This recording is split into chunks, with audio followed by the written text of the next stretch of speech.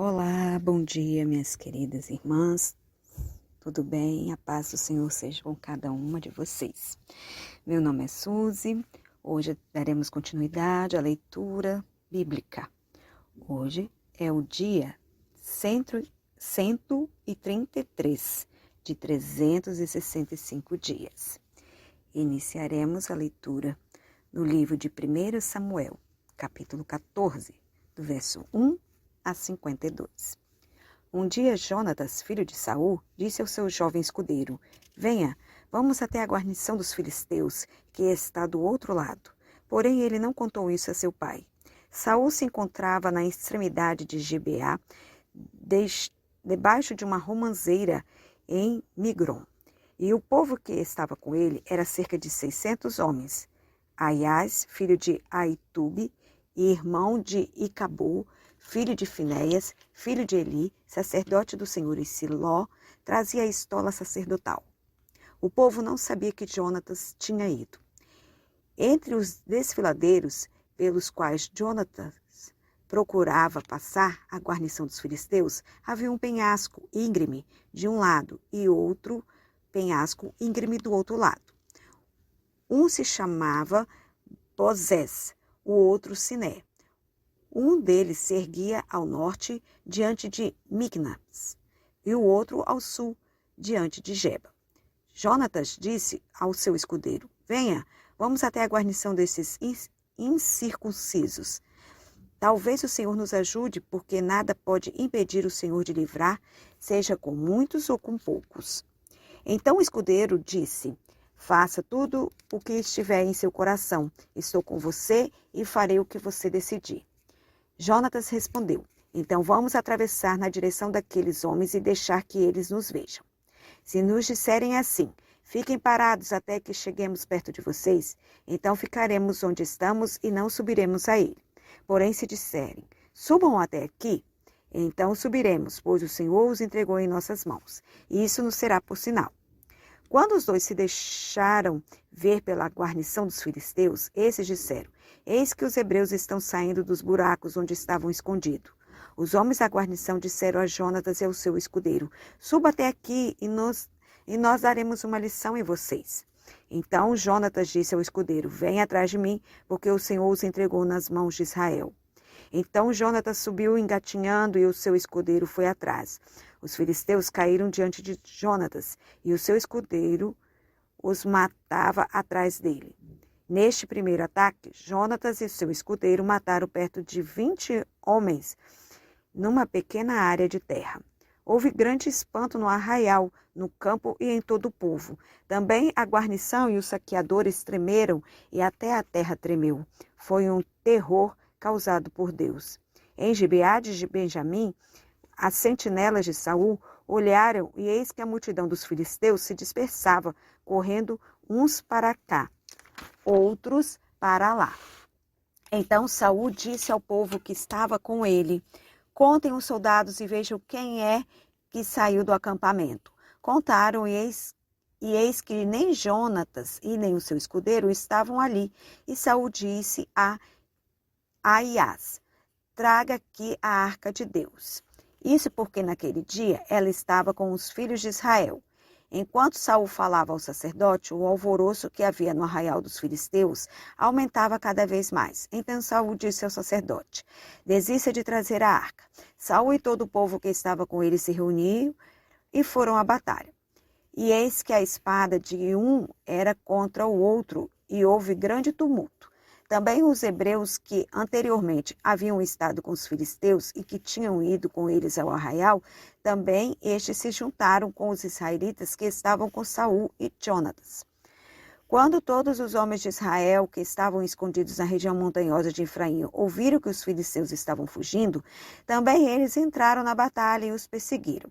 Assim o Senhor livrou Israel naquele dia, e a batalha passou além de Bet-Avém.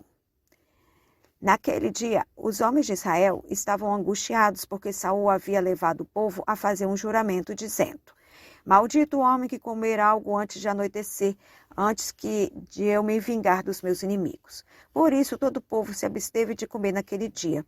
Todo o povo chegou a um bosque onde havia mel no chão. Quando o povo entrou no bosque, eis que o mel estava escorrendo, mas ninguém provou do mel, porque o povo estava com medo do juramento. Jonatas, porém, não sabia que o pai havia levado o povo a fazer aquele juramento. Por isso, estendeu a ponta da vara que tinha na mão e a molhou no favo de mel. Quando comeu, os seus olhos voltaram a brilhar. Então alguém do meio do povo disse: o seu pai levou o povo a jurar solenemente, dizendo: maldito o homem que comer algo no dia de hoje. Por isso o povo está exausto. Então Jonatas disse: meu pai trouxe desastre sobre a terra. Vejam como os meus olhos brilham por ter eu provado um pouco deste mel. Teria sido muito melhor se hoje o povo tivesse comido livremente do que encontrou entre os despojos de seus inimigos. A derrota dos filisteus teria sido bem maior. Naquele dia derrotaram os filisteus, desde Micmas até Aijalon. O povo estava muito exausto. Então, lançando-se sobre o despojo, pegaram as ovelhas, bois e bezerros e os mataram no chão e comeram a carne com sangue. Foram contar isso a Saul, dizendo: eis que o povo está pecando contra o Senhor, porque comem a carne com sangue. E Saul gritou: traidores, rolem para aqui uma grande pedra.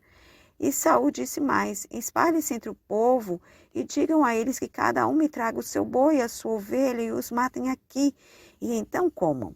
E que não peque contra o Senhor comendo carne com sangue. Então todo o povo trouxe de noite cada um o seu boi e o matou ali. E Saul edificou um altar ao Senhor. Foi o primeiro altar que ele edificou. Então Saul disse: vamos descer esta noite no encalço dos filisteus. Vamos saqueá-los até o raiar do dia e não deixaremos que fique nem sequer um deles. Eles responderam: faça como achar melhor. Mas o sacerdote disse: vamos primeiro nos aproximar de Deus. Então Saul consentou a Deus, dizendo: devo descer no encalço dos filisteus? Tu os entregarás nas mãos de Israel? Porém, naquele dia, Deus não lhe respondeu. Então Saul disse: venham cá todos os chefes dos povos, informe-se e descubram qual é o pecado que foi cometido hoje. Porque tão certo como vive o Senhor que salva Israel, ainda que o meu filho Jonatas seja culpado, certamente morrerá. Porém ninguém de todo o povo lhe respondeu. Então Saul disse a todo Israel: fiquem vocês de um lado e eu e o meu filho Jonatas ficaremos do outro. E o povo disse a Saul: faça como achar melhor. Então Saul falou ao Senhor, Deus de Israel: mostra a verdade. Então Jonatas e Saul foram indicados por sorteio, e o povo saiu livre. Então Saul disse: lance a sorte entre mim e Jonatas, meu filho. E Jonatas foi indicado. Então Saul disse a Jonatas: diga-me o que você fez. E Jonatas respondeu: eu apenas provei um pouco do mel com a ponta da vara que tinha na mão. Eis-me aqui, estou pronto para morrer. Então Saul disse: que Deus me castigue se você não for morto, Jonatas. Porém o povo disse a Saul: como é que Jonatas pode ser morto? Ele que efetuou tamanha salvação em Israel. Nada disso. Tão certo como vive o Senhor, nenhum dos seus cabelos cairá no chão. Pois foi com a ajuda de Deus que ele fez isso hoje. Assim o povo salvou Jonatas, para que não morresse, e Saul deixou de perseguir os filisteus, e estes voltaram para a sua terra. Quando assumiu o reinado de Israel, Saul lutou contra todos os seus inimigos ao redor, contra Moabe, os filhos de Amon e Edom, contra os reis de Zobá e os filisteus, e para onde quer que se voltava era vitorioso. Lutou com coragem, derrotando os amalequitas e libertando Israel da mão dos que os saqueavam. Os filhos de Saul eram Jonatas, Isvi e Maquissua. Os nomes das suas duas filhas eram Merabe e a mais velha e Mical, a mais nova. A mulher de Saul chamava Ainoã, filha de Aimaas. O nome do general do seu exército era Abner, filho de Ner, tio de Saul. Quis era pai de Saul e Ner, pai de Abner, era filho de Abiel. Durante todo o reinado de Saul, houve forte guerra contra os filisteus. Por isso, sempre que via um homem forte e valente, Saul o agregava a si. Daremos continuidade lendo no livro de João, capítulo 7, verso de 32 a 52. Os fariseus, ouvindo a multidão murmurar essas coisas a respeito de Jesus, juntamente com os principais sacerdotes, enviaram guardas para o prender. Jesus disse: ainda por um pouco de tempo estou com vocês e depois irei para junto daquele que me enviou. Vocês irão me procurar, mas não me acharão. Vocês também não poderão ir para onde eu estou. Então os judeus disseram uns aos outros: para onde ele irá que não o podemos achar? Será que pretende ir para a diáspora entre os gregos, a fim de ensinar os gregos? Que significa isso que ele diz? Vocês irão me procurar, mas não me acharão. Vocês também não podem ir para onde eu estou. No último dia, o grande dia de festa, Jesus se levantou e disse em alta voz: se alguém tem sede, venha a mim e beba. Quem crer em mim, como diz a Escritura, do seu interior fluirão rios de água viva. Isso ele disse a respeito do Espírito que os que nele crescem havia de receber, pois o Espírito até aquele momento não tinha sido dado, porque Jesus ainda não havia sido glorificado. Quando ouviram essas palavras, alguns do meio do povo diziam: este é o verdadeiro, o profeta. Outros diziam: ele é o Cristo. Outros, porém, perguntavam: por acaso o Cristo virá da Galileia? Não diz a Escritura que o Cristo vem da descendência de Davi e da aldeia de Belém, de onde era Davi? Assim, houve divisão entre o povo por causa dele. Alguns queriam prendê-lo, mas ninguém lhe pôs a mão. Os guardas voltaram à presença dos principais sacerdotes e fariseus, e estes lhe perguntaram: por que vocês não o trouxeram? Eles responderam: jamais alguém falou como este homem. Os fariseus disseram aos guardas: será que vocês também foram enganados? Por acaso alguma das autoridades ou algum dos fariseus creu nele? Mas esse povo que nada sabe de lei é maldito. Nicodemos, um deles, que antes tinha ido conversar com Jesus, perguntou-lhes: será que a nossa lei condena um homem sem primeiro ouvi-lo e saber o que ele fez? E eles responderam: por acaso também você é da Galileia? Examine e verá que da Galileia não se levanta profeta. Agora leremos Salmos 109, do verso 1 ao 31. Ó Deus do meu louvor, não te cales, pois contra mim se abriram lábios maldosos e fraudulentos, com língua mentirosa falam contra mim. Cercam-me com palavras odiosas e me atacam sem motivo. Em paga de meu amor, me hostilizam, e eu, porém, oro. Pagaram-me o bem com o mal, o amor com ódio. Suscita contra ele um ímpio, e que à sua direita esteja um acusador. Quando julgarem, que ele seja condenado, e que a oração dele seja tida como pecado. Sejam poucos os seus dias, e outro tome o seu encargo. Fiquem órfãos seus filhos, e a viúva e a sua esposa. Andem errantes os seus filhos e mendiguem, e sejam expulsos das ruínas de suas casas. Que o credor se apodere de tudo o que eles têm, que os estranhos saqueiem o fruto do seu trabalho. Ninguém tenha misericórdia dele, nem haja quem se compadeça de seus filhos órfãos. Desapareça a sua prosperidade, e que o seu nome se extinga na geração seguinte. Que a iniquidade de seus pais fique viva na memória do Senhor, e não se apague o pecado de sua mãe. Permaneçam ante os olhos do Senhor, para que façam desaparecer da terra a sua memória. Porque ele não se lembrou de usar de misericórdia, mas perseguiu o pobre e o necessitado, bem como o quebrantado de coração, para os entregar à morte. Amou a maldição, que ela o apanhe, não quis a bênção, que ela se afaste dele. Vestiu-se de maldição como de uma túnica, que ela penetre como água no seu interior e nos seus ossos como azeite. Seja por ele como a roupa que o cobre e como o cinto com que sempre o cinge. Que esta seja da parte do Senhor a recompensa dos que me acusam e dos que falam mal de mim.